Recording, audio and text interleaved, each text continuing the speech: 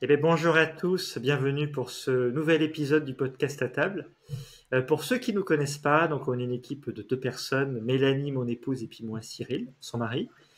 On a lancé en janvier 2025 un podcast de témoignages sur le principe des personnes dont on lit leurs histoires dans la Bible, on lit leurs témoignages. On interviewe des personnes qui ont un parcours de foi avec Dieu et on valorise leur histoire pour être aussi encouragés, initiés dans notre parcours de foi. Et donc à table, c'est cette idée d'être dans une table, autour d'une table virtuelle, comme on invite des personnes à la maison parfois. Et on prend du temps pour discuter avec la personne, avec un climat chaleureux, fraternel, amical, pour partager son histoire et son parcours. Voilà. Et donc voilà, aujourd'hui, on a un nouvel invité c'est la première fois qu'il vient ici. Et voilà, on va le laisser se présenter. Bonjour à tous, bonjour Cyril, bonjour à toute l'équipe, et puis merci pour voilà l'opportunité de pouvoir témoigner.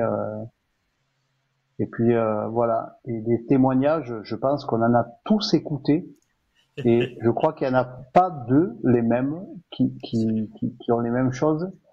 Et moi, j'ai dû en écouter, je sais pas, des centaines et des centaines. Et il y en a pas un pour lequel j'ai pu dire c'était pas intéressant. J'ai jamais pu penser ça. Donc voilà. Donc tu t'appelles David, c'est ça? Et Oui, tu habites dans enfin, tu habites en France peut-être? Tu habites où? oui. Alors moi je m'appelle David, j'ai 53 ans. D'accord. Je suis le père de deux filles qui ont 18 et 20 ans. Je vis dans le D'accord. sud de la France. Et ça vous l'aurez entendu normalement. Et voilà, j'habite à Nîmes exactement. Excellent. Et puis et puis voilà, je fréquente une église locale à Nîmes. Je vis à Nîmes, je sers à Nîmes. Et puis voilà. Génial. Bah, du coup, tu as bien vécu puisque t'as deux filles qui ont bien grandi. Moi, j'en ai deux qui ont 15 mois, c'est des bébés. Donc, tu as dû passer par des moments où il y avait du travail à la maison, des nuits blanches, des moments compliqués, parce que forcément, quand tu as des enfants, bah, c'est physique. Alors, Ça te rappelle des souvenirs. écoute Cyril, c'est vrai que élever mes filles, euh, bon, aujourd'hui elles ont 18 et 20 ans, hein, c'est Ouais, ouais, c'est des ça. toutes jeunes femmes, mais je n'ai pas souvenir de quelque chose de pénible ou de douloureux. Eh bien, très bien. C'est, ça a Super. tellement été, j'ai j'ai su quand j'ai eu ma première fille Amélie, j'ai su que j'étais fait pour être père. J'étais pas chrétien à l'époque. Et puis, voilà, j'ai su, et puis j'ai mis un amour et une passion pour ça. Ça a été une super expérience. Et puis ça l'est encore, parce qu'on a des relations qui sont... waouh. Et puis, entre nous, hein, je te donne un Ouais. tuyau, mais que tu connais déjà, les filles avec le papa, c'est génial. C'est des câlins, des bisous. Il y a une relation particulière au papa, les filles. Génial. Non, ouais, trop bien. Merci en tout cas d'avoir déjà accepté de passer à table pour cette discussion, cet échange chaleureux, bah voilà, de oser partager ton parcours de foi. On va décortiquer au fur et à mesure ton histoire, puisque moi je connais pas du tout David. Il y a quelques semaines, en fait, il m'a envoyé un mail sur l'adresse mail du podcast. Et voilà, il venait de regarder le témoignage de Rémi Gomez et puis de Franck. Donc Rémi qui est en France, qui est pasteur ou ancien dans mon église, et puis Franck qui est missionnaire en Australie. Et il m'a dit, voilà, bah, est-ce qu'on peut, voilà, il proposait de venir partager son histoire, donc évidemment on l'invite, il n'y a pas de souci. Et donc voilà, est-ce que tu peux nous dire un peu plus, voilà, de ton parcours, aux origines de David, voilà, Oui, ce que tu oui, oui, souhaites oui, partager en toute liberté évidemment et sans pression. oui. Alors moi j'ai eu un parcours assez mouvementé. Euh, je suis né à la frontière belge, à Charleville-Mézières, parce D'accord. que mon père, qui était un immigré italien, travaillait sur les pylônes de lignes électriques à cette époque-là, Ok. et il avait rencontré ma mère, et je suis né à cet endroit-là, mais quelques mois après ma naissance, j'ai été confié à mes grands-parents en Italie, dans un petit D'accord. village vers Naples, entre Rome et Naples à peu près. Et donc, j'étais un bébé, évidemment. Hein, Bien sûr. et voilà, alors évidemment, là, j'ai pas de souvenir, mais j'ai quand même un souvenir qui revient régulièrement. C'est que mes grands-parents me disaient, que j'allais avoir un petit frère. Et effectivement, mes parents, quand ils sont revenus de France, ils sont revenus s'installer en Italie, eh ben, ils avaient amené un bébé avec eux. Bon, c'était mon 2 ans et demi après, c'était mon frère. Et donc, on a vécu en Italie, dans ce village. Moi, j'ai commencé un peu à grandir là-bas et tout ça. Et je suis resté jusqu'à l'âge de 7 ans et demi, quelque chose comme ça. Et alors, la vie là-bas était super. Parce que c'était un petit village traditionnel. Il y avait mes grands-parents, il y avait ma grand-mère, il y avait mon oncle, il y avait mes cousines. Puis il y avait peut-être, je sais pas moi, 50 personnes de la famille qu'on côtoyait régulièrement. Et il y avait un système social vraiment que, alors je vais pas dire que j'ai cherché toute ma vie, mais qui m'a un peu manqué toute ma vie, parce que c'était le genre de village un petit peu où tout le monde se connaissait. Mes grands-parents, c'était des gens qui étaient honorables et qui étaient honorés. Ils étaient catholiques, catholiques pratiquants.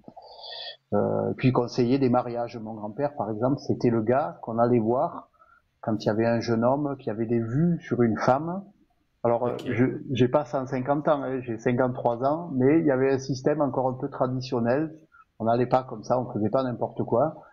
Et puis les jeunes hommes allaient le voir et tout. Et puis lui, je mets des guillemets, il expertisait un peu le jeune homme pour savoir quel genre de personne c'était. Est-ce que c'était quelqu'un qui était sérieux? Est-ce que c'était quelqu'un qui était travailleur? Et voilà un peu le contexte. Et ma grand-mère, c'était pareil. C'était quelqu'un vraiment, c'était des gens qui avaient la foi, mes grands-parents. Et donc on connaissait les gens, les autres enfants, on connaissait les oncles, les tantes et tout ça. On vivait vraiment bien. Mon père, lui, en revanche, n'était pas quelqu'un qui avait la foi. Et dans la famille, bon, c'était une famille classique en apparence, mais il y avait quand même des soucis parce qu'il y avait quand même pas mal de violence dans plusieurs domaines et sur plusieurs directions, psychologiques, physiques, voilà. Et donc ça, c'était un peu difficile, et c'est pour ça que ce village-là, bon, c'était, moi je sortais, c'était de la liberté, quoi. C'était, je pouvais m'évader un peu de cette famille qui était un peu douloureuse là, et puis voilà. Et puis à 7 ans et demi, ben mes parents ont décidé de revenir en France parce que ma mère ne supportait pas là-bas ce village. Ah mince. Ouais, elle avait du mal, elle était malheureuse, elle était en dépression. Elle n'y arrivait pas.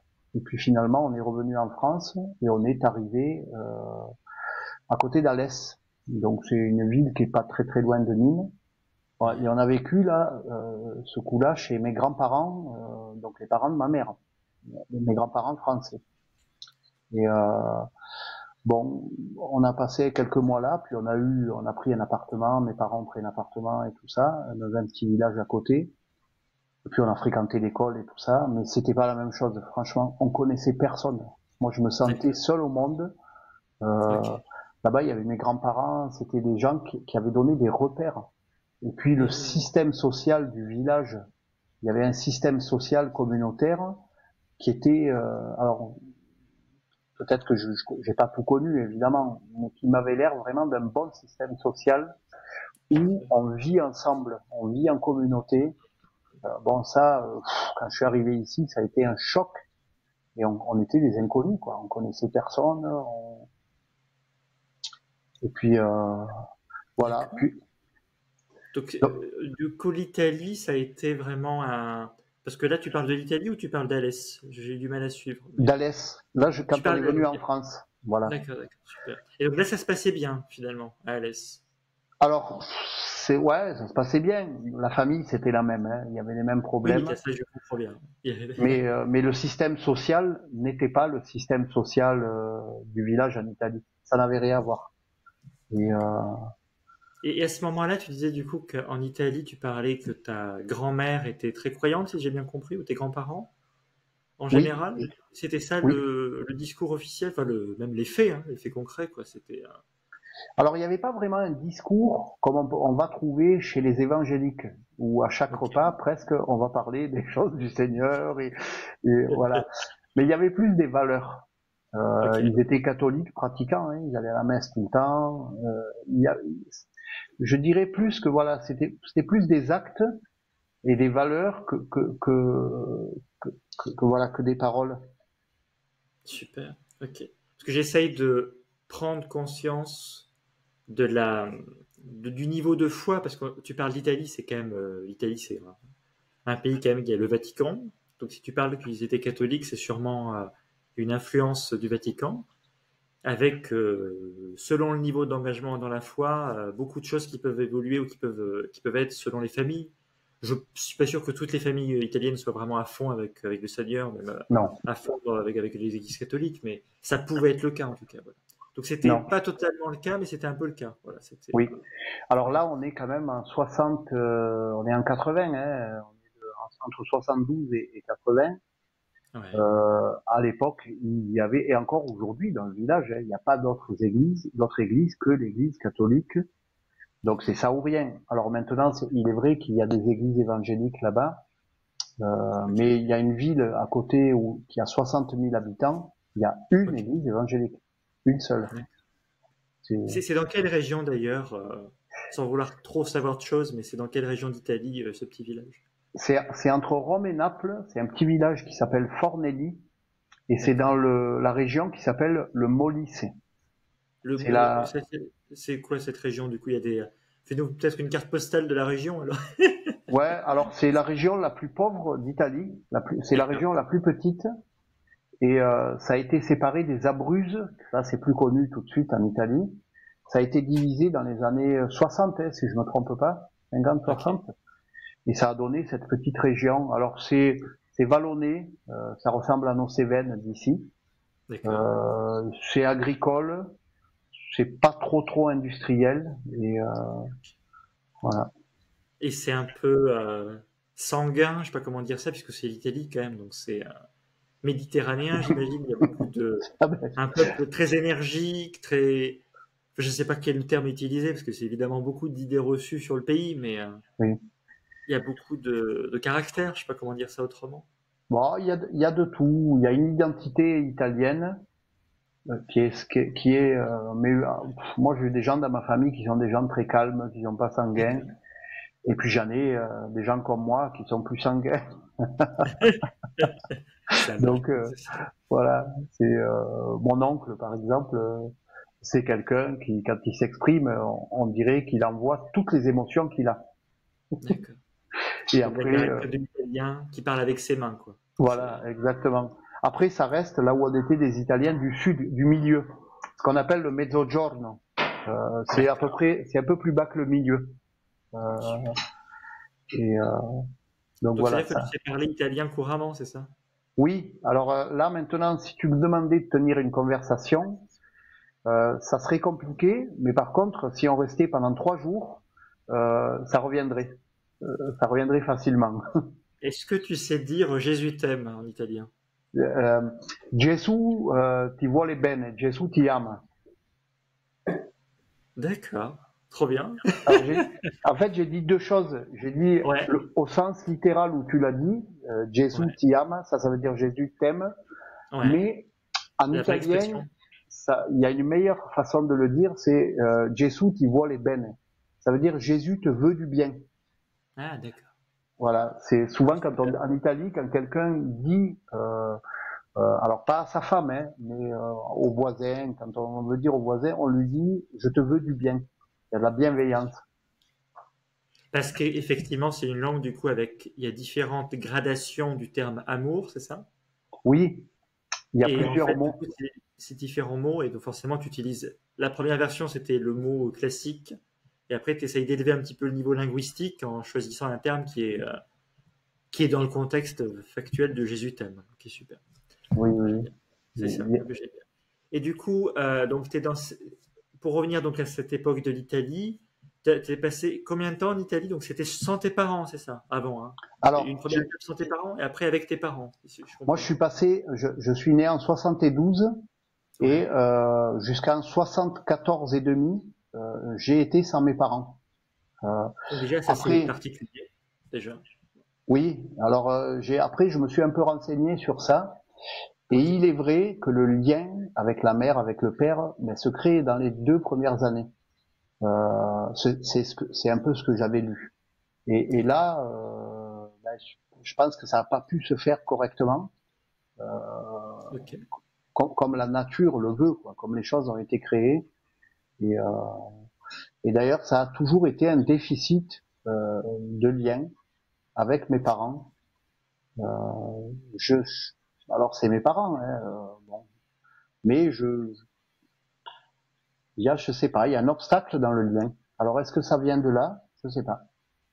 C'est difficile à dire. J'imagine qu'il y a des personnes qui peuvent potentiellement nous écouter avec pas la même histoire, mais en tout cas des choses similaires avec cette impression effectivement de déconnexion dans la relation pour X raisons sûrement différentes, voilà, mais qui peuvent s'identifier à ce que tu es en train de dire effectivement. Voilà, un sentiment qu'il n'y a pas un lien totalement établi entre toi et tes parents, voilà, si je verbalise ce que tu dis. Ouais, c'est ça. C'est comme, tu sais, si tu devais transmettre de l'eau d'un robinet à une plante, le tuyau fait 20 millimètres de diamètre, ben là c'est comme s'il était bouché, qu'il n'y avait que quelques gouttes en fait. Et ça a toujours un peu été comme ça. Alors je m'entends très bien avec ma mère, on a une Ouais, bonne entente, mais la relation, je pense qu'elle manque de profondeur. super. Enfin, c'est pas super du coup, hein, c'est une expression qui sort de ma bouche pour Oui, dire oui, j'ai compris. je comprends ce que tu dis. Ce n'est pas du tout super. Mais voilà. Mais merci en tout cas de me partager ça. Bon, je présume que tu as peut-être eu une évolution justement dans la relation avec ta mère qui s'est établie au fur et à mesure. Peut-être que tu nous partageras ça au fur et à mesure. Mais donc pendant plusieurs années, donc t'as pas été avec ta mère. Donc tes grands-parents, ça, ou juste ta grand-mère? Comment ça fonctionne? Il y a les deux grands-parents qui Oui, sont là en Italie. Et donc tu as quand même une relation quand même. Tu as la présence quand même. Comment dire? De l'homme et de la femme, je dirais pas du paternel parce que c'est pas le oui, paternel, et c'est quand même même si c'est déséquilibré puisque c'est pas le vrai père et la vraie mère, c'est quand même cette relation qui se développe. oui, oui, oui, Ça oui. fait, ça mérite d'exister quand même. Oui, ça existait, ils s'occupaient de moi, hein, mes grands-parents s'occupaient d'un bébé en fait. Et puis quand j'ai commencé à parler et tout, ben, le lien était beaucoup plus fort avec eux qu'avec mes parents. Et alors, allons expliquer ce qui se passe. Moi, je me hâterai pas là-dedans parce que Ah bah bien sûr. j'ai pas assez de connaissances, mais je crois que la relation elle s'est bâtie plutôt de ce côté-là. Et encore aujourd'hui, quand je fais référence à une figure paternelle pour moi, eh Ouais, ben, hop, c'est mon grand-père qui apparaît. C'est plus le visage de mon grand-père et les valeurs de mon grand-père. je comprends. Donc c'était jusqu'à tes 2 ans et demi, tu disais, je sais plus. Oui, oui, Donc à peu près de la naissance, bon, c'est pas vraiment la naissance parce que forcément il y a eu une transition, mais autour de 2 ans, 2 ans et demi de vie en Italie, sans tes parents biologiques, mais avec tes grands-parents biologiques du côté de, je sais plus de quel côté, mais ça c'est peut-être, c'est aussi votre vie privée, tout ne peut pas être partagé ici. En tout cas, un des côtés de ta famille, vous êtes là-bas. Et donc, vous parlez de Dieu ou vous parlez pas de Dieu d'ailleurs dans ce contexte-là? non. Alors, quand j'étais tout petit, on parlait pas de Dieu, mais mon grand-père, parce qu'après on a vécu, moi j'avais Ouais, 7 ans et demi, et mon frère il avait 2 ans et demi. Donc, et puis on y retournait chaque année, toutes les années, voire 2 fois par an. Et d'accord. donc le lien avait perduré avec mes grands-parents et on allait à la messe. Mes grands-parents, ils allaient tous les dimanches à la messe. Et puis il y avait des processions hein, où on porte un saint. Et, D'accord. Bah, donc tu peux nous, nous en parler peut-être d'ailleurs avec plus de détails de ce que toi tu ressentais à ce moment-là. Je sais bien que c'est pas forcément, comment dire, une foi vivante avec Jésus, je présume de ce que tu dis, mais en tout cas, ça a le mérite d'exister. Il y a des questions oui, du garçon qui sont là, une curiosité. Enfin, c'est quand même la figure d'autorité qui t'amène dans cet endroit-là. Donc, ouais. tu as quand même cette idée que c'est bien. J'imagine que c'est quelque chose qu'il faut faire. Donc, voilà, n'hésite pas à nous parler de ce que tu as vécu en tant que garçon, quoi, si tu en as envie. Bah alors quand on allait à la messe, moi je m'ennuyais, ça me plaisait pas, parce D'accord. que mon grand-père il disait il faut aller à la messe Écoute, il et tout faut. ça. Alors il avait beaucoup d'humour, mon grand-père, et puis il avait de l'esprit. C'est un homme d'esprit. Et il nous disait par exemple si vous n'allez pas à la messe, il y a du feu qui tombera du ciel à cause de vous, Ah ouais. on sera tous détruits. On savait qu'il rigolait, hein. Il a jamais menti, mais il nous le disait en rigolant, Ouais. et c'était de la plaisanterie, mais il nous disait ça. Par exemple, il nous disait qu'il faut prier Marie, parce que quand il neige, il nous disait des trucs comme ça. En vérité, c'est des blocs de plusieurs tonnes qui pourraient tomber, mais Marie, Oula. avec ses mains, elle broie la neige, elle la transforme en flocons. Il nous disait des trucs comme ça. Du coup, D'accord. on était dans la légende un peu, on était dans le, et puis les processions, il fallait marcher des kilomètres, parce que il y avait le petit centre du village, donc c'était les murailles du village, mais la Ouais. procession, c'était le grand centre. Tu faisais peut-être, oh là là, à l'œil, là, allez, 6 kilomètres, peut-être quelque chose comme ça, avec des bougies, en Alors, chantant. qu'est-ce que tu appelles une... Ah oui, du coup, voilà, tu étais en train de dire, excuse-moi, du coup, la procession, donc il y a une bougie T'as une bougie dans la main, c'est ça? Comment ça Non, fonctionne? oui, il y a une bougie, mais la procession, on porte un saint. Tu sais, comme en Espagne, ça se fait encore, ça, en Espagne, beaucoup. Oui, je vois des C'est, images, mais je ne sais pas plus que ça en réalité. Je me suis pas bah, en trop fait, intéressé. Il n'y a pas de souci. il y a une statue d'un saint. Alors là, en Ouais, l'occurrence, c'était le patron du village, d'accord. Saint Gérard. Et il faisait quoi Euh, ce Saint-Gérard d'ailleurs? non, pardon, je me trompe, c'est pas Saint Gérard, c'était Saint Pierre, le martyr. Donc c'était Pierre, hein, Pierre de la Bible. Et l'église principale, elle porte son nom là-bas. Et donc Donc il y c'est avait quoi? une C'est statue. San Pietro, c'est ça? Quelque chose comme ça, San Comment? Pietro? Comment tu dis ça en Italie? San Pietro Martire, Ah d'accord, ok. Saint Pierre le Super. martyr. Et D'accord. donc il y avait une statue. Il était assis, je me rappelle de cette statue, là, il était sur une chaise, sur une espèce de trône, et il y Ok. avait des barres comme ça, les gens portaient, il y avait 4 Waouh. barres, et il fallait chanter. On chantait, euh, et on faisait D'accord. le tour du village. Donc des chants en latin, en italien, Non, c'était ou des tu sais chants en pas? italien. Alors je D'accord. me souviens plus des chants, mais je me Ah, mais y rappelle a que pas de c'était en souci. italien. Et on chantait, je me rappelle, Saint Gérard, parce qu'il y avait Saint Gérard et Saint Pierre le martyr dans le village. Et on D'accord. chantait Saint Gérard le protecteur, protège-nous, protège le village, protège nos vies. Et voilà, le souvenir que j'ai moi de tout ça là, de ces Ouais. professions, c'est qu'on s'adressait pas à Dieu ni Ouais, trop à Jésus, on passait par les saints. tout à fait. Donc moi je veux pas que s'il y a des catholiques qui viennent sur cette vidéo qui se sentent jugés ou qui se sentent dévalorisés ou qu'on, je sais pas quel terme utiliser, mais qui sentent qu'ils n'ont pas leur place dans cette vidéo-là. Donc on est en train de décrire un certain nombre de choses avec le regard de David. Moi je suis là, j'essaye de décortiquer ce qu'il vit, je pose des questions. Mais on n'est pas du tout en train de vous dire que vous êtes nul, que vous n'avez pas votre place, qu'on Oui, vous oui, non, pas du dévalorise, qu'on vous aime pas. Il n'y a aucun jugement dans les questions. C'est vraiment l'idée de partager le parcours de David. Et en l'occurrence, là, ben, il a vécu ça dans son enfance avec l'autorité de son papy et puis je présume sa grand-mère aussi qui est là avec des processions dans le village, des choses que moi personnellement, moi ça me dépasse complètement. Voilà, j'ai effectivement vu des vidéos sur internet ou même à la télévision de certaines fêtes catholiques avec ce genre de choses. Moi, ça m'échappe complètement. Donc j'essaye de comprendre et du coup l'idée c'est de protéger le village, de protéger la communauté, puis de demander à ces personnes donc, qui sont dans le ciel, j'imagine, voilà, et de leur demander d'intercéder auprès de Dieu. C'est ça la logique? Comment ça fonctionne? C'est ça, c'est ça. Dans le catholicisme, moi j'ai des amis catholiques en ce moment, hein, et c'est des D'accord. amis et c'est des frères et sœurs pour moi. Il n'y a pas de voilà. Je te rejoins dans ce que tu dis. Le but c'est pas de faire une vidéo de théologie et de dire voilà nous pas du tout. Et, et en fait dans le catholicisme on peut demander l'intercession de Marie, la D'accord. communion des saints. Euh, Voilà. Alors c'est bien le Père qui sauve hein, par la croix du Christ dans le catéchisme. C'est bien ça qui est enseigné. D'accord. Il y a bien le don du Saint-Esprit hein, à la confirmation. D'ailleurs, le confirmant reçoit le Saint-Esprit, mais on peut demander l'intercession de Marie.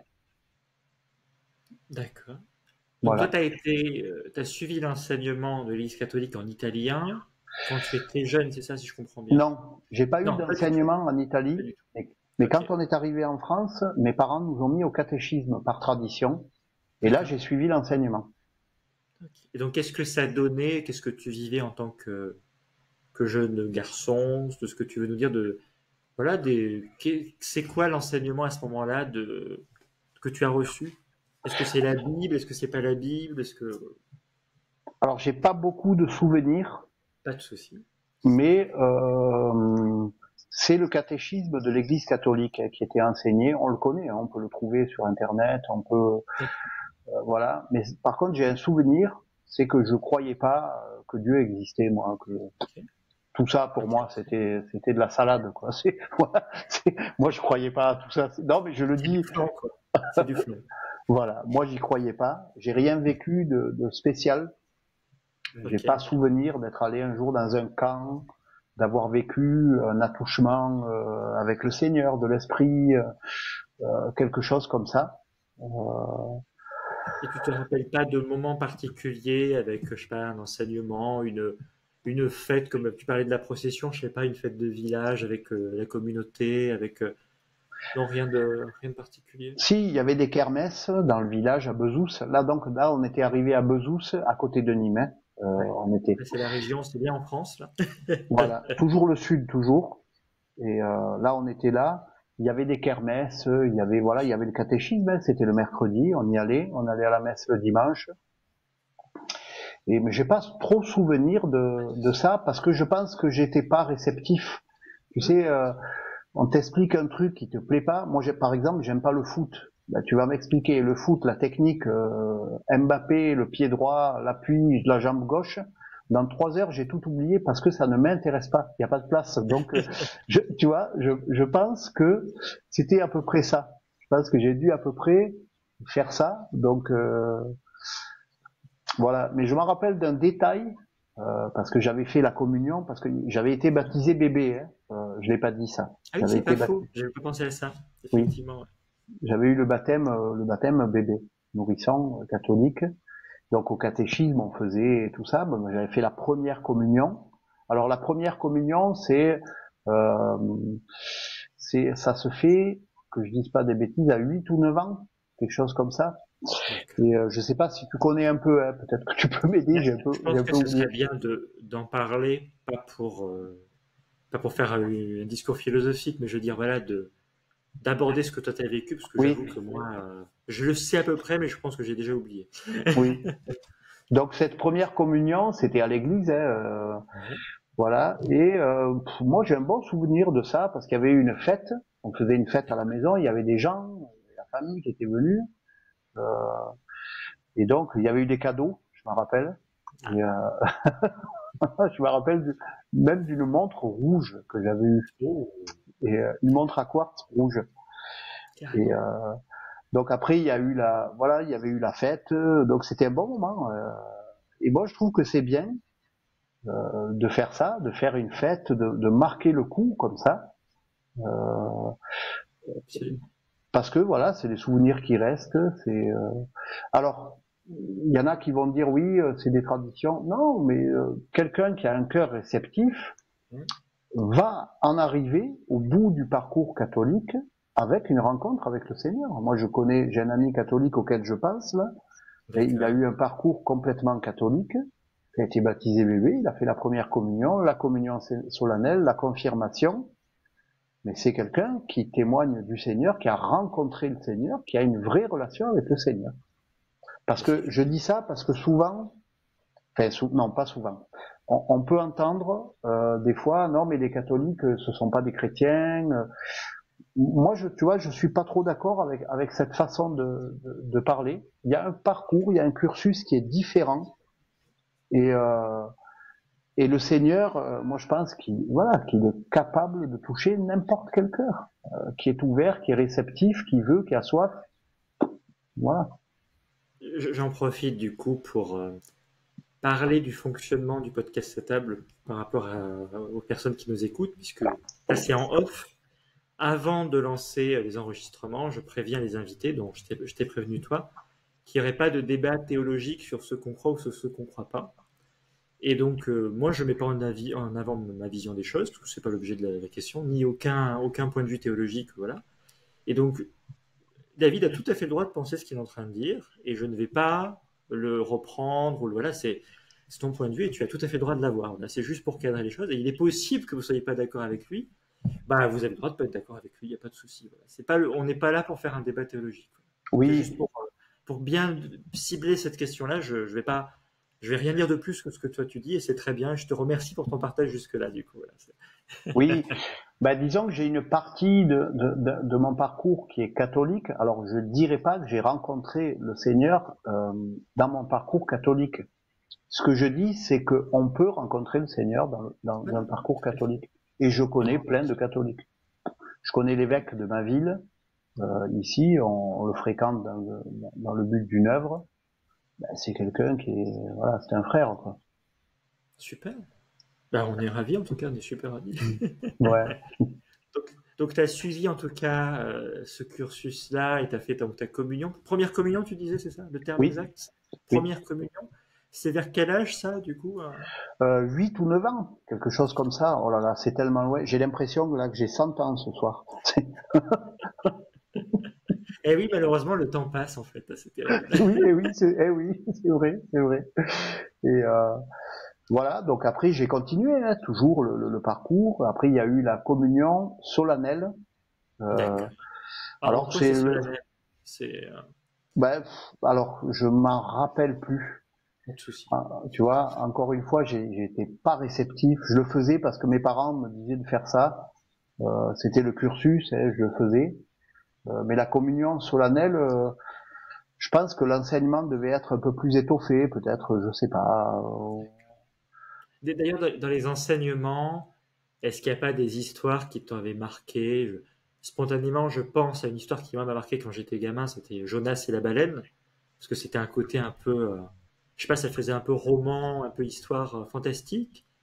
Mais toi, est-ce qu'il y a des histoires qui t'avaient marqué ou vraiment pas du tout, pas réceptif, tu reçois pas les enseignements, il y a peut-être des feuilles de papier, des discussions en groupe, des prêtres ou des curés qui t'enseignent, mais il y a rien qui passe. Enfin, Ouais, c'est plutôt c'est- ça.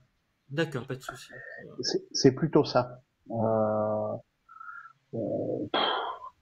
Tu vois, j'ai pas souvenir que j'étais pas réceptif. Je pense que moi, je vais te dire un peu le fond de ma pensée. Aujourd'hui, je suis père, donc j'ai un peu de recul sur ce que c'est que le cœur d'un enfant, sur comment Ouais, fonctionne le cœur d'un enfant, comment ça marche, comment il grandit, ou comment il peut être un peu aussi bloqué. Et je d'accord. pense que le vécu familial que j'avais, Ouais, qui était pas top, bloquait beaucoup de choses. d'accord. C'est intéressant. Je pense, tu sais, c'est un peu, je fais un schéma qui vaut ce qui vaut. Ouais, Hein. si, Bon, si. mais c'est comme un peu, tu sais, imagine avec ton épouse, un homme qui est avec son épouse, et puis son épouse, ben, elle va lui faire un massage de la main. Hein, Oui, on a tous fait des massages de la main et tout ça, ça fait du bien. Donc ouais, tu sens la main qui va passer et tout ça. Mais si ton épouse, 1 heure avant, elle te prend la main à coups de marteau, je suis presque sûr que tu sentiras plus sa main. On va plus sentir les choses parce qu'il y aura tellement, ça sera tellement dolori tout ça. ouais. Tu vois, ça va être même douloureux la main qui passe. Et je crois que l'enseignement finalement, tu vois, catholique, je pense qu'il déjà il était déposé dans un cœur qui était abîmé. Tu vois, D'accord. parce que je veux pas trop insister là-dessus, mais Non, mais c'est important justement d'insister pour. tu vois, Pas de il y souci. avait des, comme je disais, il y avait des violences dans la famille, Ouais, ouais, ouais.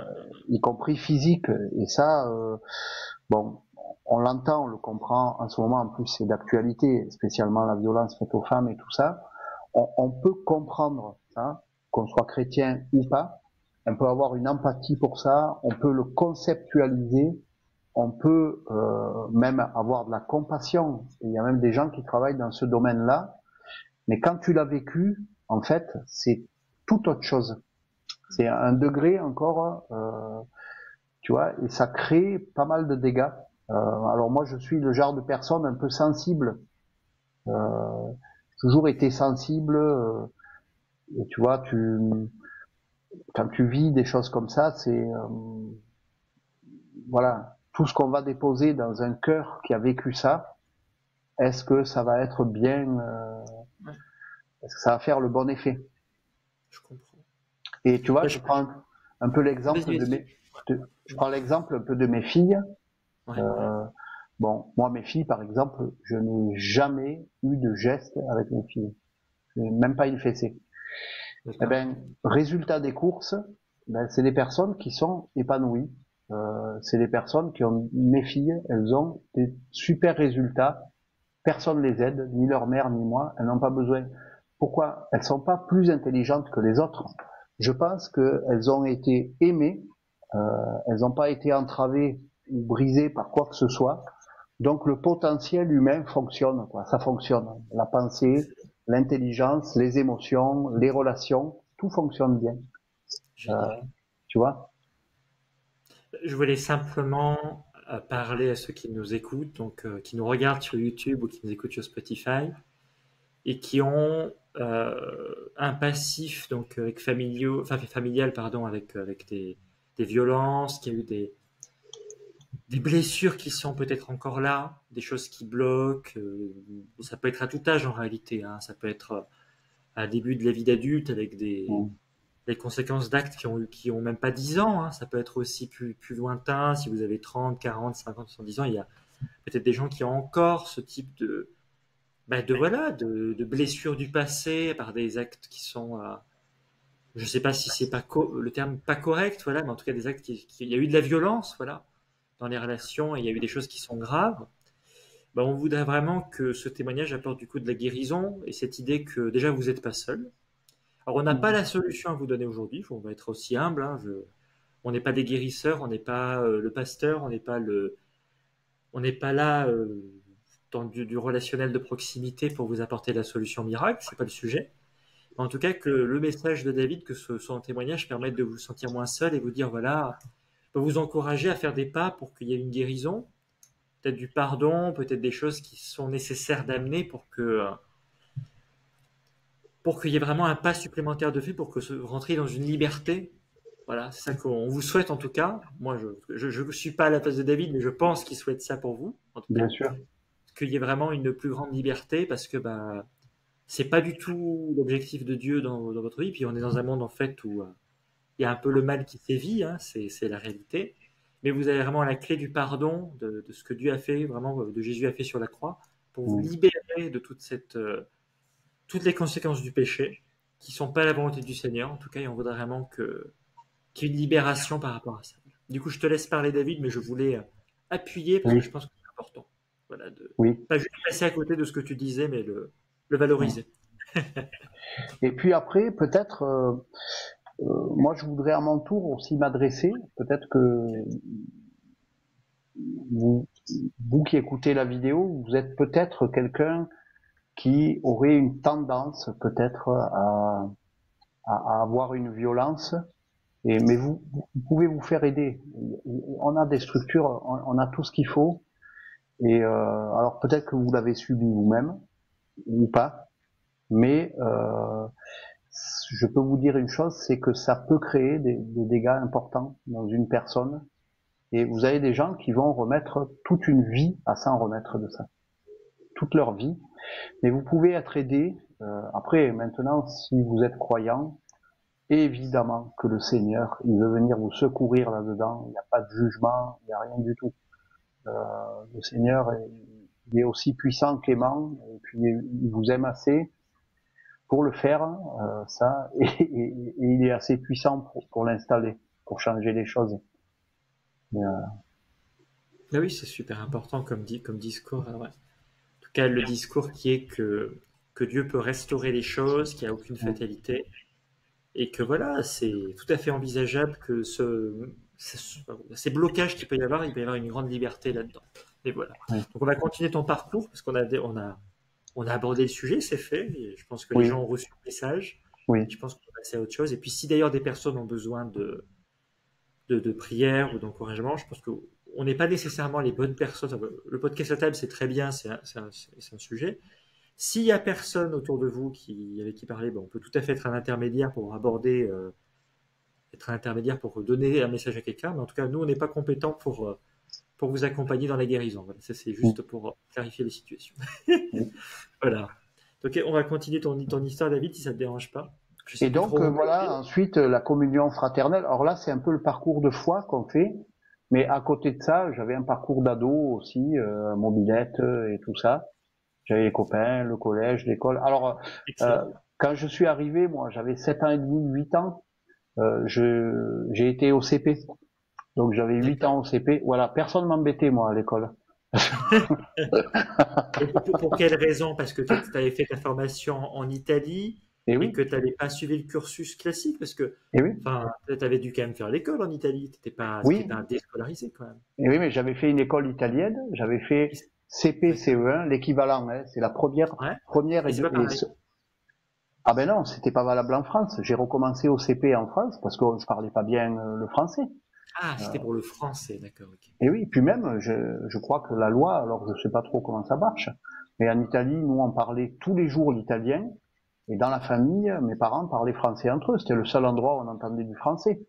Donc on n'était pas, il fallait qu'on recommence. Donc 8 ans au CP, et voilà. Après j'ai redoublé le CE2, et résultat des courses.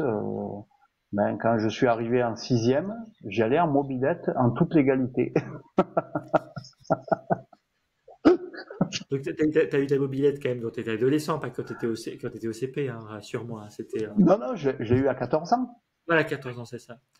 Voilà, en sixième, j'avais 14 ans. Et voilà, donc j'avais fait un CAP de mécanique auto parce que Ah, j'étais excellent. passionné par trafiquer ma mobilette, la démonter, remonter. Et puis j'ai vu que j'avais une facilité. Et Tu peux nous en parler, dire, de ta mobilette, parce que j'ai ah peut-être oui, ah ce oui, feeling que c'est peut-être quelque chose qui est très intéressant, très important. Moi, j'avais des copains, moi, j'ai jamais eu de mobilette, mais j'avais des copains dans mon village natal qui avaient, enfin, c'était quelque chose de très important pour eux. C'est le début de l'indépendance. Tu montes dessus, tes ouais, parents peuvent te laisser en liberté. Bon, t'es quand même responsable aussi de ta vie, hein. Je veux dire, tu peux faire un accident, mais ça permet aussi de développer même l'autonomie. Donc, je peux te laisser parler de ça, parce qu'en tant qu'homme, je pense que c'est important de parler de ta mobilette, quoi. ouais. Ben c'est mon père qui me l'avait acheté à 14 ans. Alors mon père, c'est un gros travailleur. C'est quelqu'un qui travaille beaucoup, qui est vraiment quelqu'un et il nous avait acheté à chacun une mobilette. Et d'ailleurs, on manquait de rien. Hein. Il a toujours travaillé, on a toujours eu ce qu'il fallait. Et tu parles cette mobilette, ben moi quand j'ai eu ça, j'étais fou quoi. Tu vois, le truc. Attends, tous les jours, je la prenais, je la regardais, je roulais avec et tout. Et puis très vite, je l'ai trafiqué. J'ai mis et oui, ça, non, en France, à l'époque déjà, hein, la légalité, c'était 45 km/h. Et moi, je l'ai tellement trafiqué qu'elle roulait à 120. Je, je roulais aussi vite que les voitures avec. Et puis on faisait des courses de mobilette, tout ça. Et moi, je me régalais parce que c'était de la liberté, ça, pour moi. Tu vois, je pouvais m'évader, je pouvais... Bien sûr. en fait, je m'évadais avec ça et avec les magazines d'automobile. Euh, Ah, ouais, parce que j'ai commencé mon apprentissage à 15 ans. ok. J'ai acheté les magazines, mais j'avais déjà commencé, j'avais une pile d'1 mètre de magazines. À l'époque, je pouvais te parler de toutes les voitures, toutes les cylindrées, les options, la puissance des moteurs et tout, je connaissais tout. Parce que Trop bien. Ouais. voilà, ça me plaisait. Euh, Et c'était quoi la marque de la mobilette que tu as conduit au début? C'était une Peugeot 103. Alors, Juste. un coucou aux gens de ma génération. Normalement, vous connaissez tous la Peugeot 103. Donc avec un casque quand même, avec un peu de Ah sécurité, oui, ou oui, c'était oui, un peu oui. plus? Oui, Ah d'accord. bien sûr. J'avais un casque, oui, oui. C'était, Parce qu'on à parle quand la- même d'une époque où il n'y avait pas de ceinture de sécurité dans les voitures, c'est ça, ou je me trompe? Il n'y avait pas de alors, ceinture obligatoire à cette époque-là? oui. Là, on était en 87, ouais, 80, ouais, 87, 88, quelque chose comme ça. Donc, c'était déjà les normes. Alors, c'était peut-être pas tout à fait comme aujourd'hui. Mais non, non, non. C'était déjà, il y avait des contrôles, ceinture, casque et tout Ah ça, quoi. Hein. d'accord. Super, Ouais, bon, c'est ouais. une bonne nouvelle, alors, génial. Donc David, sur sa mobilette, qui fait peut-être pas du 120 km/h quand même, mais ou en tout cas pas partout, quoi, parce que sinon c'est un peu dangereux. Peut-être sur Ouais. des lignes droites, peut-être, mais j'imagine que quand même dans des routes un peu plus sinueuses, t'étais pas en train de faire du 120, quoi. J'espère pas. Non, non, non, non, non, non, non, non. Après, t'en as le droit, hein, c'est juste que t'étais jeune, quoi. Mais c'était interdit, hein. Déjà, à l'époque, c'était interdit de trafiquer. Hein. Non, mais je sais bien. Moi, j'avais un copain dans mon village natal qui s'y connaissait bien en mécanique. Je suis pas sûr qu'il soit allé jusqu'à 120 quand même, mais il trafiquait aussi la mobilette. Il est arrivé à dépasser le compteur. Il y arrivait. En tout cas, c'est ce qu'il me disait. J'ai jamais eu la confirmation puisque j'y connais rien. Voilà. Et ça existe aussi à cette époque-là, du coup. Ok, bon, ben, super. Donc un jeune homme, enfin, un jeune adolescent qui est en train de se construire. Donc, Dieu n'est pas dans ta vie.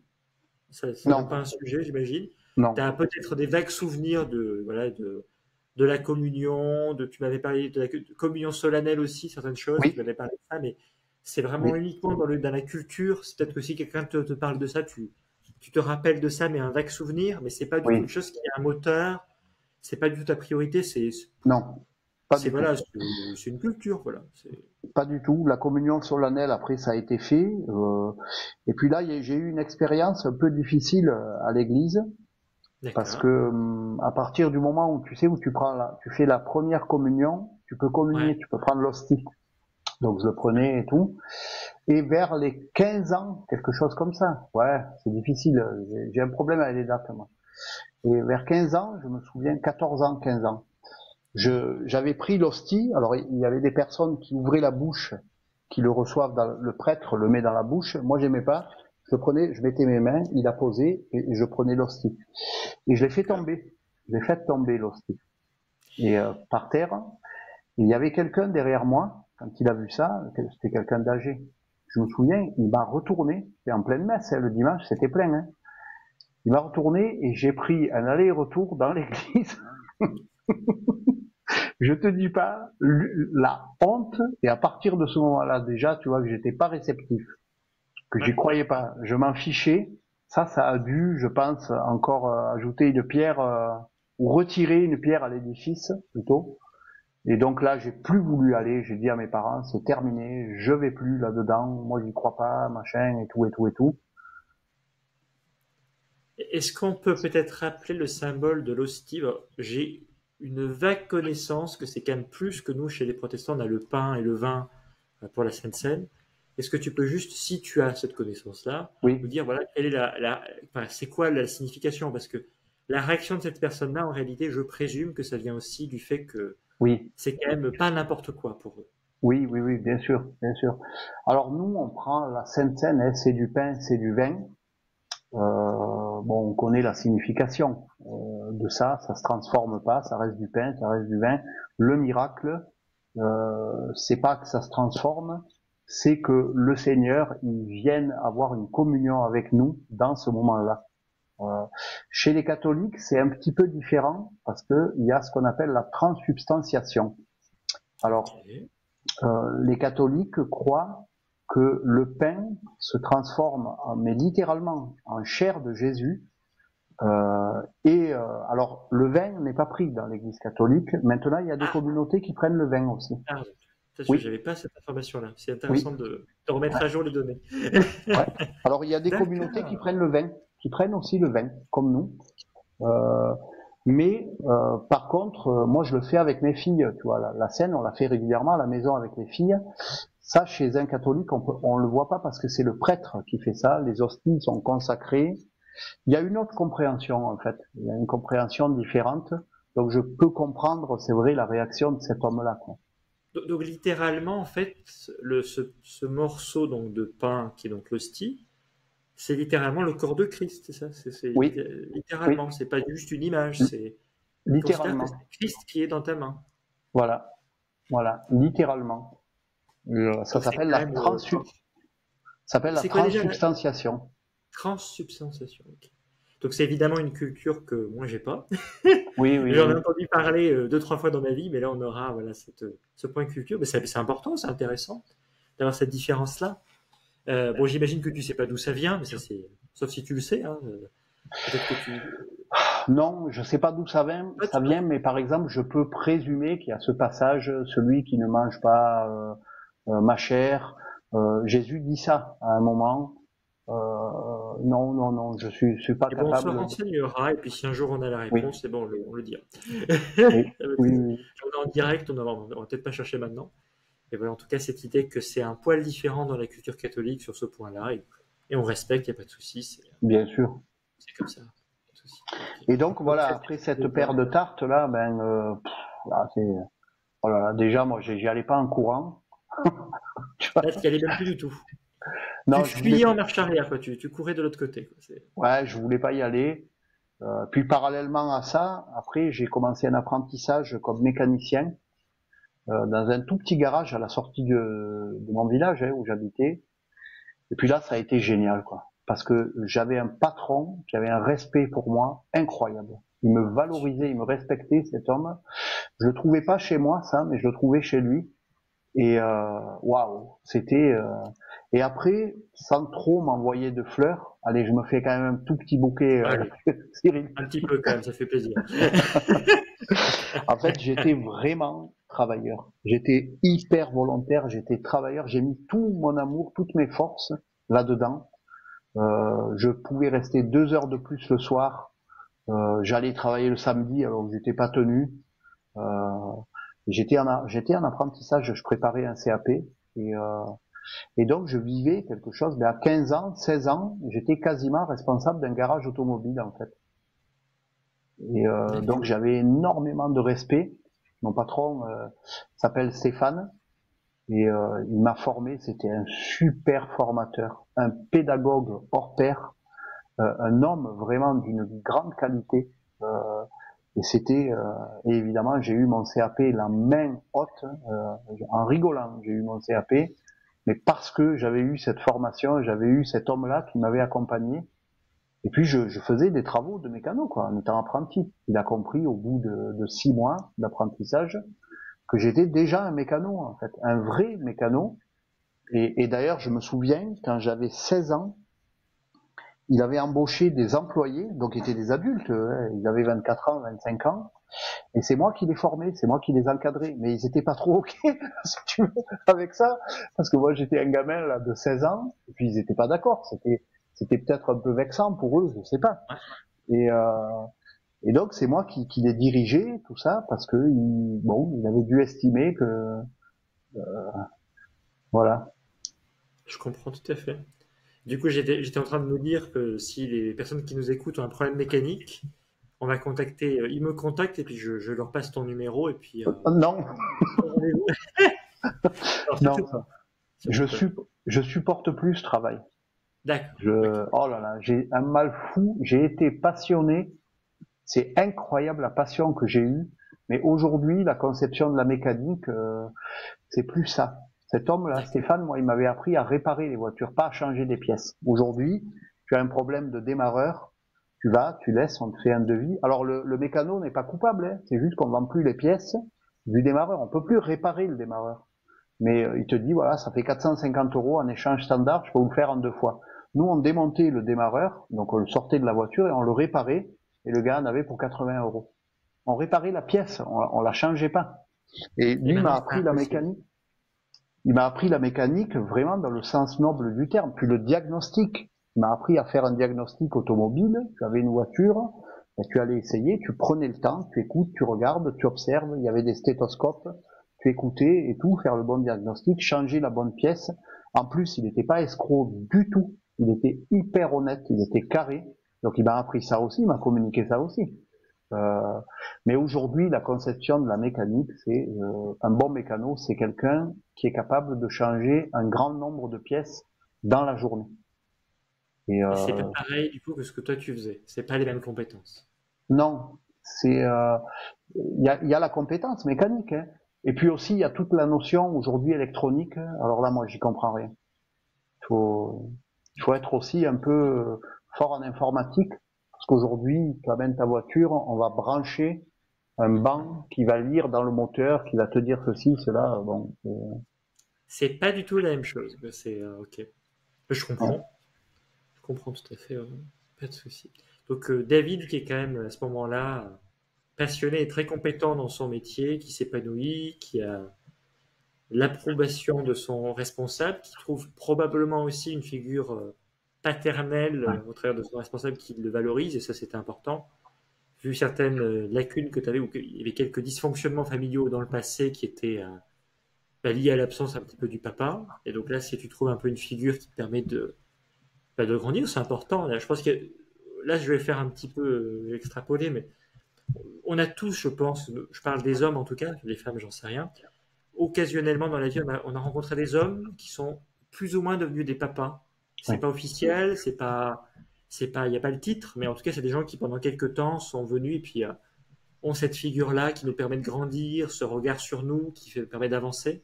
Donc c'est ce que tu décris. Bon, t'es pas encore chrétien, évidemment, mais à ce moment-là, tu as quand même vécu ça. Ouais, ouais, ouais. T'as vécu ça. C'était super. Et puis après, à la fin de l'apprentissage, à mes 18 ans, pardon, je suis allé à l'armée. Ah, Et oui, il y avait encore à l'époque le service militaire. Et donc là, que t'as fait. j'étais à la frontière allemande, près de à Beach, une petite garnison qui s'appelle Beach.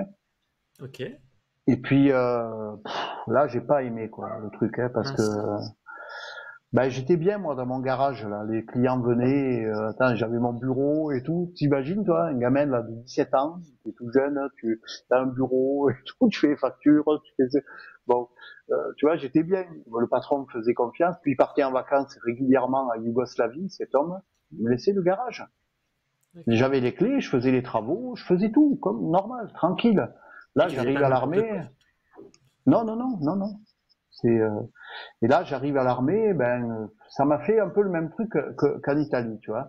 Quand on est venu d'Italie, on était bien, le système communautaire super, les relations et tout. Et puis j'arrive en France, tout se démolit. Là, ça m'a fait pareil en fait. J'étais un mécano, respecté, aimé des gens et de mon patron. Et j'arrive à l'armée, c'était plus pareil. À nouveau, allez, recommence. Tu vois le truc. Ah, ah. Et tu étais dans quel service? Alors j'étais dans le matériel. D'accord. Voilà, le matériel, c'était une petite compagnie du matériel, donc qui s'occupe du matériel, hein, comme son nom le dit, la réparation des véhicules. Et on travaillait sur des chars qui s'appellent les Roland. Je sais même pas si ça existe encore. Le C'était les Roland comme chars le piano ou rien à voir? comme le prénom. Que comme le prénom, Roland, d'accord. Et en fait, c'était des chars qui avaient deux canons comme ça, avec une tourelle, et ça tirait des missiles sol-air. Donc ils vont du sol dans l'air. La destination, c'est l'air, c'est d'abattre des avions, des Ok. aéronefs. Et on travaillait sur ça. Et voilà. Et moi, j'étais. Alors de temps en temps aussi, le samedi, j'allais travailler avec mon père aussi, pendant que j'étais mécano le samedi, parce qu'il avait une entreprise après. Il avait arrêté Ouais, d'être employé et il avait une entreprise d'élagage et d'abattage d'arbres. Et donc on allait super. le samedi travailler avec lui, quoi. Et donc voilà, pour revenir, juste une parenthèse, pour revenir à Ouais. l'armée. Puis là, bah, c'était voilà, j'ai découvert un peu la vie hors de chez moi, avec des gens que je connaissais pas. Il faut s'habiller, il faut se laver, se laver, il faut se raser tous les matins. Voilà, c'est l'armée quoi. Il faut aller au rapport, il y a toute une discipline là. Alors moi, Ah, ça, j'avais l'impression que ça servait à rien de faire ça. Tu vois, je me disais mais qu'est-ce que je fais là? Moi, je pourrais travailler. Euh, voilà, je serais mieux dans mon garage là-bas. et malheureusement, on fait pas toujours ce qu'on veut dans les vies. Ouais, voilà. Mais après, moi, je trouve que c'était bien cette histoire de service militaire, parce Ouais. que pour les garçons, c'était quand même une première expérience hors du cocon familial, Ouais. une expérience en communauté, où il y avait de la discipline. Alors, moi, je l'ai mal pris au départ, ça, parce que bon. Mais aujourd'hui, moi, je trouve avec le recul, que ce serait peut-être bien de le remettre, hein, Ok. parce que ça donne une notion quand même de communauté, de vivre ensemble. Ouais, tout à fait. Moi, Et ça puis se voilà comprend, ce quoi. que tu dis. Ça se comprend. Et donc voilà, comme j'étais loin de chez moi, je pouvais pas venir tous les week-ends. Et donc je restais sur place, on allait au village et tout. Et puis là, j'ai découvert la bringue. J'ai découvert qu'on pouvait boire, qu'on pouvait fumer, parce que mes parents ne nous laissaient pas sortir le soir, même à 17 ans, hein, tant que j'ai habité avec eux, jusqu'à 18 ans, même le moment du départ à l'armée. Ils voulaient pas qu'on sorte, qu'on aille faire la fête, tout ça. Bon, et ça, je l'ai découvert un peu à l'armée. Euh, et donc j'ai un peu fait la fête, quoi. Voilà. Un peu ou beaucoup? Non, pas beaucoup. Non, non, non, pas encore. Le Ok. beaucoup est venu après. Ok. Après, ça a été. Mais là, Donc voilà, et puis de temps en temps, je revenais une fois par mois à peu près, quelque chose comme ça, dans la famille. Bon, et puis j'avais pas trop envie d'y revenir parce que je pouvais faire la fête. Et encore une fois, ça c'était un moyen d'évasion. Et, et donc voilà, j'ai passé mon permis poids lourd à l'armée aussi. D'accord. Et puis je suis devenu même très temporairement, hein, 2-3 fois, je me rappelle pas, instructeur de poids lourd. D'accord. Donc j'étais un soldat appelé, hein, et ça m'arrivait de former 1 ou 2 fois, je crois, hein, de former des gens gradés, en fait, qui voulaient passer le permis. Donc j'étais tout content là, et donc j'étais chauffeur de camion parce que mon père avait des camions et puis on conduisait les camions avec lui avant même d'avoir le permis. Il nous faisait conduire, il nous faisait manœuvrer, il nous apprenait sur des terrains et tout ça. Donc je suis arrivé quand j'ai pris les premières leçons de conduite à l'armée, le gars il m'a dit mais t'as déjà conduit un camion toi? Je dis oui, ça fait 2-3 ans que je conduis ça. Donc, tu étais plutôt à l'aise. Ouais. Tu avais gagné du temps sur le. Bah, voilà, du coup, ils pouvaient te confier plus de choses très rapidement, quoi. C'est super. Oui. C'est génial. Donc, tu fais partie de cette génération qui a fait le service militaire. On a fait précédemment une interview avec Chris Walter qui avait partagé aussi son service militaire. Donc, je vais pas poser la même question parce qu'on a eu des informations de Chris. Donc, voilà. J'avais posé plein de questions parce que ça me paraît. Enfin, moi, c'est ma génération, on est passé à côté de ça. Puisque Chirac, quand il a supprimé le service militaire, j'imagine en 95, en fait, j'en sais Oui. rien. Bah forcément, bah, ma génération, moi j'étais en 91, je n'ai pas eu l'occasion de vivre ça. Et donc c'est vraiment, bah, dans notre parcours personnel, même professionnel, où voilà, c'était pas du tout dans dans notre échéancier. On n'avait pas cette idée qu'à tel âge, on allait partir à l'armée pendant un an. Voilà. Ou peut-être plus, je sais plus combien de temps ça dure, mais donc c'est important d'en parler aussi quoi, dans votre cursus. Quoi. Super. Et donc, qu'est-ce qui s'est passé à la suite de ça, du coup, après le service militaire? Enfin, peut-être, mais est-ce qu'il n'y a pas des choses à dire de plus sur le service militaire, d'ailleurs?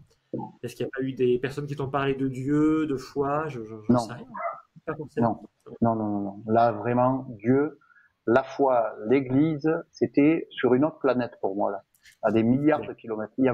J'avais aucune pensée ni aucune conscience de la foi. Ok. Ok. Vraiment pas. J'entends. Pas de souci. Donc, d'autres préoccupations. Tu es sur des préoccupations, voilà, peut-être plus terrestres, voilà, le Ouais. travail, peut-être avec tes copains, construire des choses pour ta vie, des rêves personnels, mais tu n'as pas du tout cette idée qu'en tout cas que voilà, Jésus est juste c'est culturel Dieu, voilà, mais pas plus que ça. Ok, Ouais, intéressant. même pas. C'était même pas présent culturellement. D'accord. Alors Ok, là, mais vraiment pas quoi. Jamais une prière, rien quoi. Et tu vois, ça a duré la plus grande partie de ma vie, ça en fait. ok, j'entends. Bon, ben super. Donc on imagine que, du coup, que tu quittes ce service militaire après, tu reviens probablement au garage. J'imagine qu'il t'a gardé une place quand même. Non, c'est plus compliqué que Alors, ça. le patron m'attendait. Il m'a dit dès que tu reviens, je t'embauche. Tu seras employé, un salaire. Il m'avait proposé un bon salaire et tout. Mais le problème, c'est que pendant l'apprentissage, j'avais mis de l'argent de côté. Tout l'argent de Ouais. l'apprentissage, je l'avais mis de côté. Et j'ai Ouais. tout bouffé à l'armée.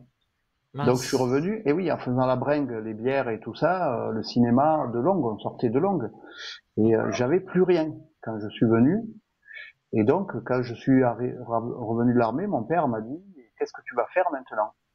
Et il m'a dit, et moi je lui ai dit, ben moi je retourne travailler au garage. Stéphane m'attend. Et là, mon père, il m'a dit, ben écoute, si tu retournes pas travailler au garage, tu quittes la maison. Tu dois partir, Ah tu ouais. dois prendre ton appartement. Et donc, comme j'avais plus d'argent, et puis j'avais eu peur un peu de prendre un appartement.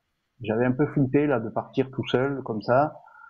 Et donc j'ai été obligé de travailler avec mon père un peu. D'accord. Et puis c'était la guerre quoi. Et mon père, on s'entendait pas. Euh, Et c'est quel domaine que parce que t'étais pas encore, enfin, ton père, il avait pas le même secteur d'activité que ton patron, que Stéphane, il s'appelle, il me semble que tu as dit. Mon patron de mécanique s'appelle Stéphane. Et D'accord. donc j'ai pas pu travailler avec lui au retour de l'armée. J'ai travaillé avec mon père qui avait une entreprise d'élagage, Ah oui, tu avais abattage dit ça, d'arbres. pardon. Ça marche. Donc c'est pas la même Et chose, quand même. non, non, ça n'a rien à voir.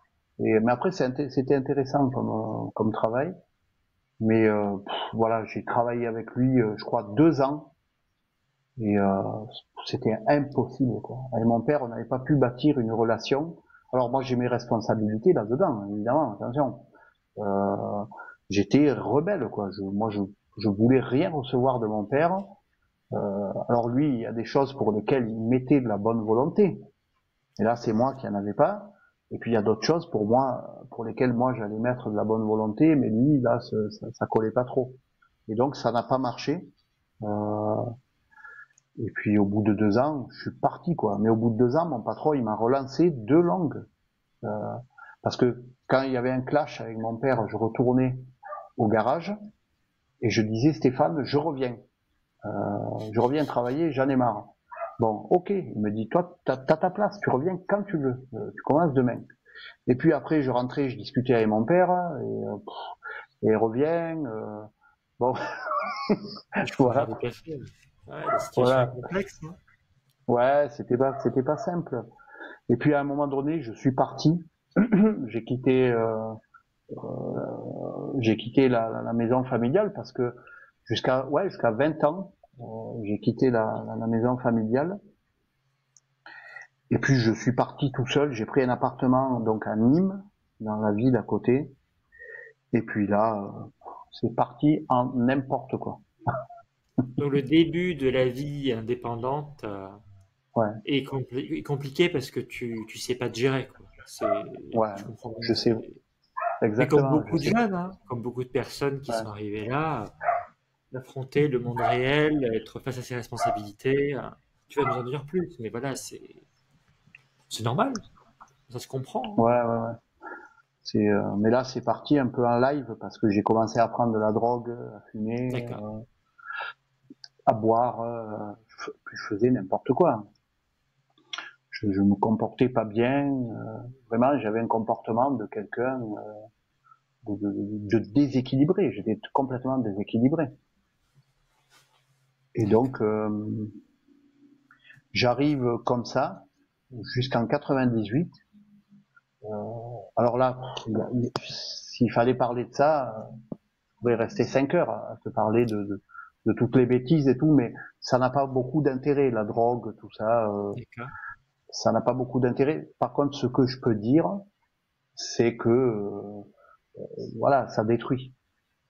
Ça détruit pas seulement le corps, ça détruit l'âme, ça détruit la façon de penser. Voilà. Quand on dit aux jeunes ne vous droguez pas et tout ça, c'est pas parce que c'est pas moraliste en fait. Il y a un réel danger là-dedans. Un danger mental, un danger émotionnel, corporel, et puis il y a un danger direct aussi. Moi, je conduisais complètement sous, D'accord. avec du shit. Ah oui, oui, mais tu vois, c'était. Maintenant, avec plus de recul, est-ce que tu penses que tu cherches à combler quelque chose? C'est la question un peu bateau dans ce genre de cas, hein, mais Oui, je cherchais plus à fuir quelque chose, je pense, ou à anesthésier quelque chose. d'accord. Tu vois, j'avais pas cette notion de combler, j'avais pas cette réflexion, et puis j'avais même pas, à tout te dire, j'avais même pas la réflexion de fuir ou d'anesthésier. Je le faisais et puis c'est tout.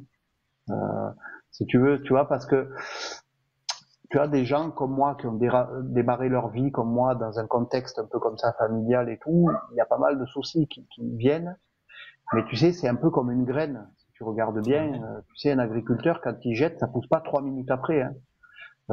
Ça prend des semaines. Ben Et oui. si tu veux, tout ça, ça ressort à l'âge adulte, comme tu disais, quand tu es face à tes responsabilités.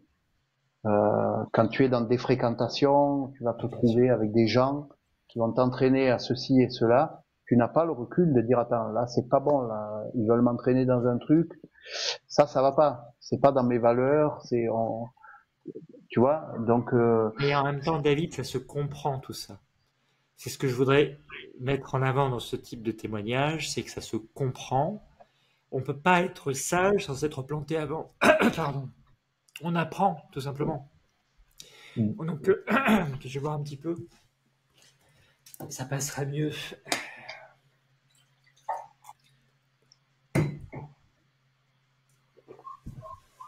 On peut pas être sage et expérimenté sans s'être planté avant. Donc cette notion d'apprentissage, tu es en train de l'aborder à ce moment-là. Tu es confronté à la réalité du monde, face à tes valeurs, parce que ce que tu construis, et tu fais ces choix-là parce que t'as une personnalité, puis voilà, t'es au quotidien comme ça. Tu peux pas ne pas te planter. Je veux dire, ça Ouais. t'apprends. C'est normal. Toutes les personnes, peut-être qu'il y a des parents qui vont nous écouter. Il y a peut-être vos enfants qui sont en train de faire un peu des choses similaires que David à ce moment-là. Voilà, je sais pas qu'est-ce que tu veux leur dire. Peut-être que tu n'as rien à dire de particulier, mais cette idée que il y a un âge aussi pour apprendre. Alors on espère Oui, aussi toujours qu'il n'y ait pas d'accident trop grave pour pas mourir aussi, parce que moi j'ai connu aussi des personnes oui, qui ont aussi fait des erreurs et qui malheureusement il y avait un accident trop grave et puis ils sont décédés. Ça c'est oui. très grave. Mais Ouais. dans l'absolu, si tu arrives à t'en sortir, si tu ne meurs pas, t'apprends et puis normalement, tu arrives à te stabiliser quelques années après. J'espère en Ouais, tout ouais. cas. Mais là, c'était même pas, tu vois, Cyril, des choix. Tu parles de choix, c'était Ouais, même pas des choix. d'accord. J'avais, si tu veux, j'avais sorti les voiles et je Ok. me laissais emporter à n'importe quel vent qui passait, Ok. vent du nord, vent du sud, tramontane et tout ça. Il n'y avait pas une notion de choix. Je vais faire ce mode de vie, pas du tout. C'était, Ok. j'étais emporté quoi par ça. Et Influencé par le monde. Ok, pas de souci. ouais, voilà. C'était, mais bon, le responsable, c'était moi, hein, et mon plus gros influenceur, hein, parce que le mot est à la mode aujourd'hui, c'était moi. Voilà. J'aurais pu redresser les choses aussi, j'aurais pu prendre du recul, mais j'ai pas su le faire, j'ai pas Mais c'est pas pu, facile, j'étais hein. peut-être pas capable, hein, voilà, j'étais peut-être pas C'est très capable de dur faire de ça faire non ça. plus. C'est très très dur. Et, et donc ça, j'ai fait ça, là, voilà, cette vie comme ça, là, de grand n'importe quoi, de fête, de saoulerie, de drogue, et Mais ce qu'il faut. évidemment de sexualité aussi, voilà, les copines et tout ça. Et puis ça allait de pire en pire à l'intérieur de moi. Et puis à un moment donné, j'ai augmenté vraiment les consommations de cannabis. Et D'accord. je pouvais fumer des fois 20 joints par jour, c'est énorme, c'est énorme. D'accord. Et, puis j'arrive comme ça en 98. Et là, en 98, c'était infernal. La vie, elle était infernale en moi. J'avais qu'une idée, en fait, c'était que ça s'arrête. Et puis là, j'ai fait 2 tentatives de suicide. Et,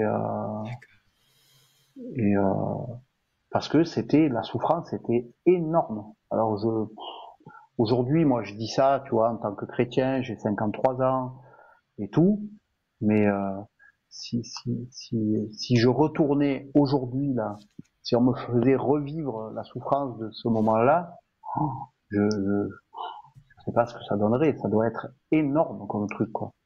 Je comprends. Et, Enfin, je et comprends tu vois. pas, mais j'entends. Voilà, c'est. Et donc là, j'ai voulu me suicider, quoi, 2 fois.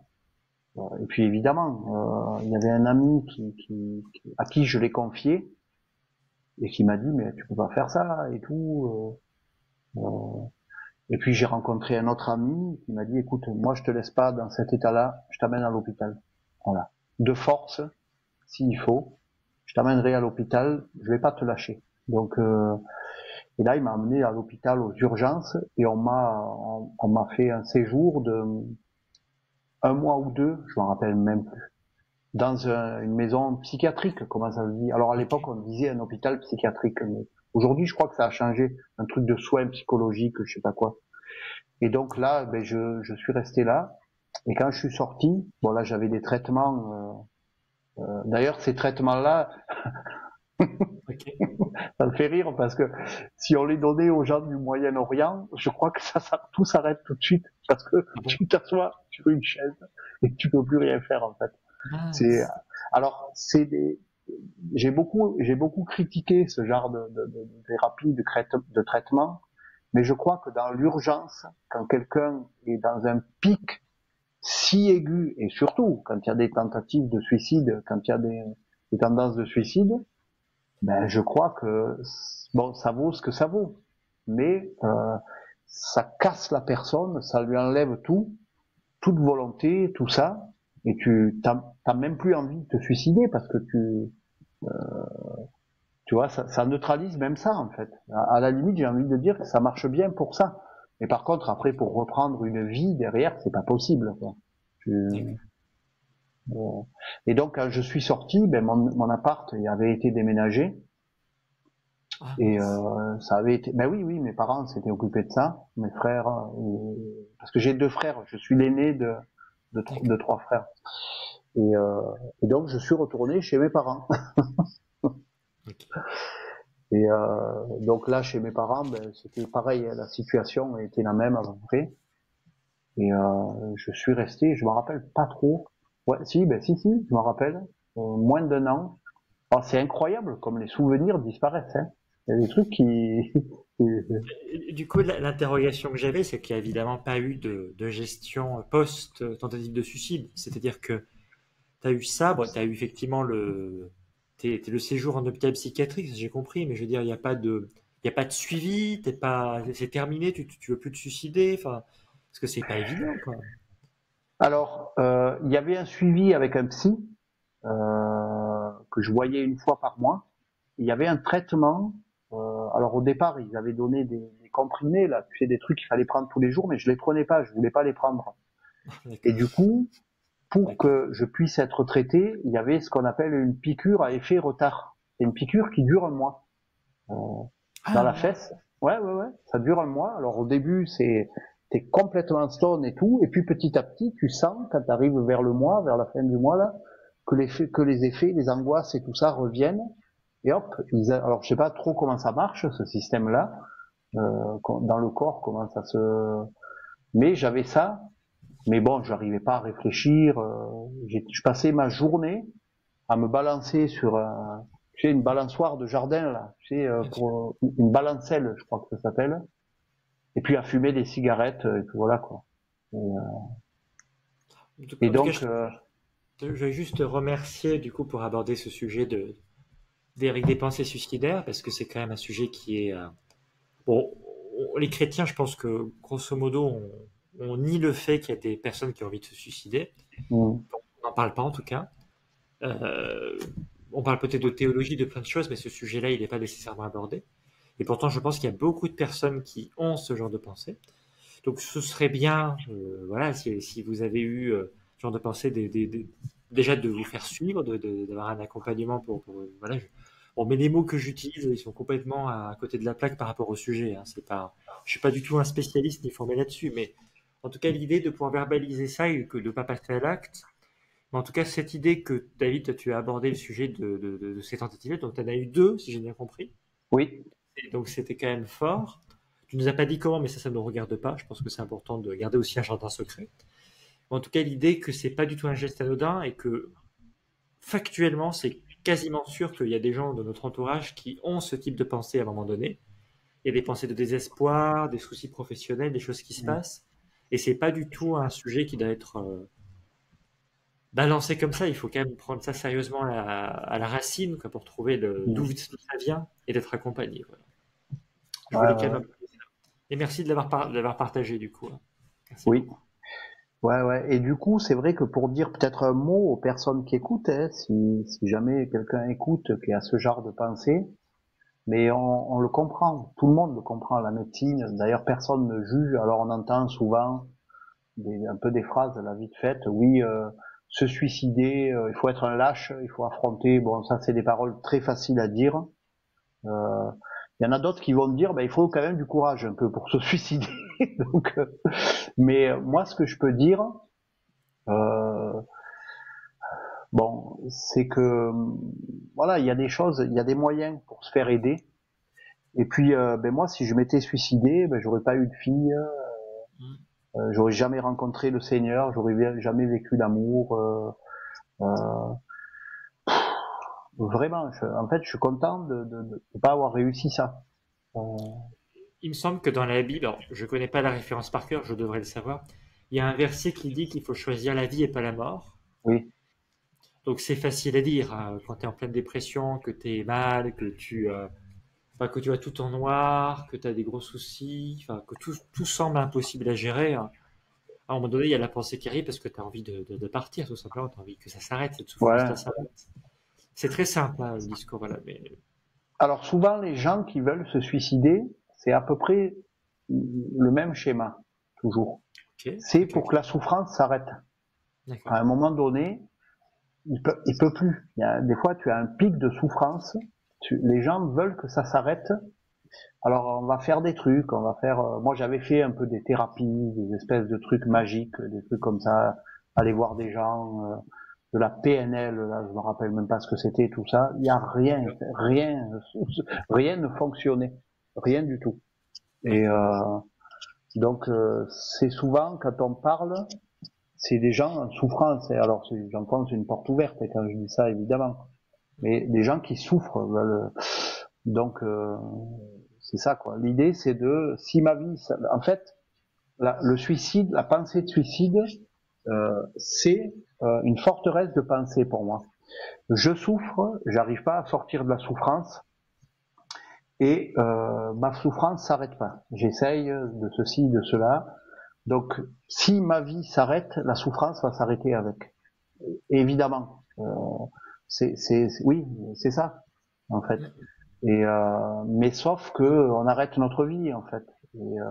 Et puis, on nous enseigne pas dans nos sociétés à nous ici, mais que la souffrance, ça fait partie de la vie. Alors, peut-être pas des pics de souffrance horrible, mais que ça fait partie. Ça fait partie. On va être confronté. Il n'y a pas un être humain sur Terre qui n'est pas confronté à ça. Ça n'existe pas. Euh, donc ça fait partie. Mais les gens qui se suicident, c'est pas des gens qui disent oui la société est dure, moi je veux me suicider. Non, c'est des gens qui vivent des choses difficiles à l'intérieur d'eux-mêmes. Ouais, Et ouais. Par rapport à ce que tu disais, je vais faire une sorte de raccourci. C'est peut-être très simpliste, mais c'est un peu ce que je pense par rapport à l'idée de la souffrance. Je pense qu'il y a même pas 100 ans, nos ancêtres étaient beaucoup plus matures sur le sujet de la souffrance, parce qu'il y avait déjà une mortalité infantile qui était très très élevée. Il y avait aussi des personnes qui allaient à la guerre, qui potentiellement, toutes les familles du monde, enfin en tout cas en France, toutes les familles de France avaient un cousin, un tonton, un frère qui était décédé ou qui avait des conséquences de la guerre, donc il y avait de la souffrance. Et puis, on peut lire les choses comme on veut, mais ça fait quand même peut-être 60 ans qu'on est biberonné à des publicités qui nous vendent du rêve, qui nous parlent de plaisir, de bonheur, de joie. Et je pense que on est très immature dans la société actuelle par rapport à la souffrance. Donc voilà, donc je vais reparler, j'en ai parlé une fois de la chaîne Instagram de Salomé avec Image d'Argile qui parle beaucoup de souffrance parce qu'elle a vécu des choses compliquées. Mais je pense qu'on a une plus grande maturité à avoir vis-à-vis de la souffrance et comment on l'affronte. Bah déjà, Jésus, dans son ministère public et dans sa vie, est l'image même que bah, la souffrance, elle est là. Ça ne veut pas dire que c'est facile, mais c'est pas parce que c'est difficile qu'il a lâché prise et qu'il a arrêté. Donc on est confronté à ça. Donc on n'est pas du tout en train de culpabiliser les gens qui ont des pensées suicidaires. On ne veut pas du tout vous culpabiliser. On vous encourage fortement s'il y a des personnes qui ont ce genre de problème à aller voilà chercher de l'aide. Je me semble quand je parle de ça, j'ai l'impression d'être totalement à côté de la plaque parce que je pense qu'on n'a pas du tout d'aide à vous donner parce que voilà, c'est pas nous qui allons vous accompagner. Mais si ça peut vous aider, vous encourager à prendre des décisions qui vous permettent d'aller voir une personne pour vous aider, voilà, ben ça peut être formidable. Voilà. Mais on va pas, moi en tout cas, je ne suis pas formé pour vous accompagner. Voilà, voilà, c'est juste ça.